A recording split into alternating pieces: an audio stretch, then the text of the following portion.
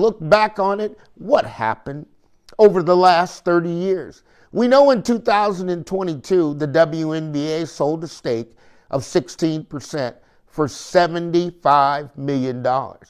In an awareness today of expanding to 14 teams with valuations reaching as high as $400 million, that dollar amount is getting bigger and bigger and bigger. What was once a valuation of $75 million when the league had a valuation of $1 billion, today the league is valued roughly at $5.6 billion. Calculation that valuation to bring it to you correctly at $400 million per team at 14 teams. That's going to give you a valuation of $5.6 million. Now you ask yourself for the 16% in the value of how much really that 16% is when a league is now worth $5.6 billion. And now they've only paid, or the investors, just $75 million. The league is not going to be able to withstand itself when the profits of those investors come calling. It's a margin call. It most certainly is. But now the WNBA, the only resource it has left is technology. The technology of the intellectual property, the value that no one can put a price on. But here today, we're asking for revenue. The revenue that the players are asking for is not there. It's not on the balance sheet. It can't be found. But nevertheless, the players still ask. They ask for the fact of they believe they have earned the right to get paid from the WNBA. Much is given, much is required. As we look in this month of Black History Month, we look back and I look at Satchel Paige. From the Negro Leagues in baseball, he could fire a baseball, but he was never accepted into the major leagues. He jumped for joy as he approached the elder days of his career in the Negro Leagues playing baseball. But Satchel will realize by Jackie Robinson getting in, it means we're all going to get in.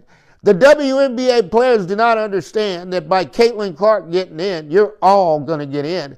But they refuse to accept Angel Reese and Caitlin Clark.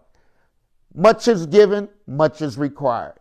As time will tell, the NBA owners have made it clear we will not meet your proposal. The WNBA Players Association has made it clear we're willing to risk the entire league. Will the league fold? Not by any chance. A $5.6 billion undervalued league folding that's not reached full capacity? No, that's not possible. But what I will tell you, the WNBA is uphill battle the players are facing. There is no free agency. There is no draft. And there are no teams assigned to players. But nevertheless, there's a schedule and the fans are asked to buy season tickets in the blind. The WNBA owners offered an opportunity for the players to be able to receive offers from teams while we were in a standoff period. A period of opt-out, which the WNBA Players Association refused. Now, Natasha Cloud is sitting saying, I can't even negotiate an offer with the team because of the WNBA Players Association. Many mistakes have been made. The dream, as Martin Luther King said, I have a dream that all men and women equal can come together. The dream has been vacated as we have discovered that white women and black women do not get along. It may be something that we overlooked in the history, but today it's very evident that one crowd doesn't mix with the other crowd. And now we're asking ourselves, where do we go from here? There's only one way to go, and that's to go forward and trend forward. And the forward trend will come with or without the current WNBA players. The league was not built on the players.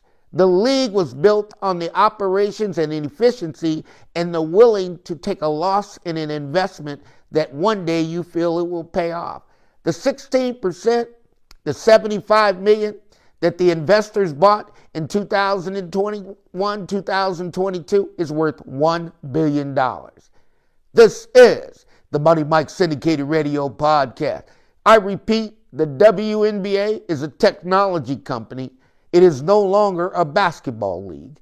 It is looking to go forward with intellectual property, and what AI can do today will be magnified in 5 years. You've got all the players from Microsoft to Apple to Google to Amazon to Eisner at Disney to Nike and to Adam Silver. The game has now become a global game.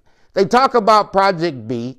They talk about all the advancements of playing on our American soil, but Breanna Stewart, who doesn't agree with ICE, has foregone her ability to play in the WNBA and has decided to play in Turkey. We ask ourselves, the decisions we make now, will they be the best decisions we made in our lives? Only time will tell. The league is built. The league is ready to expand. The league has reached the point that everyone prayed it would reach.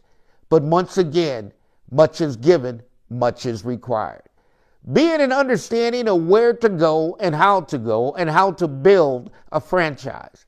As owners are coming into the league, it always comes down to the client image and to be able to meet the mission statement. And the most important client in the WNBA is the fans. The WNBA is no longer a game that's for the local common arena. The WNBA is a game now of corporate America, corporate suites, the most valuable asset you can have. To have a corporate suite, you must have a corporate arena, because that is how the business is done. This is the Money Mike Syndicated Radio Podcast. All things are possible to those who believe. Mark Cuban says Caitlin Clark, NIL, $100 million a year to allow the players to make their money. Cuban knows this, but Cuban also understands technology, and the WNBA is no longer a basketball league. It's a technology company.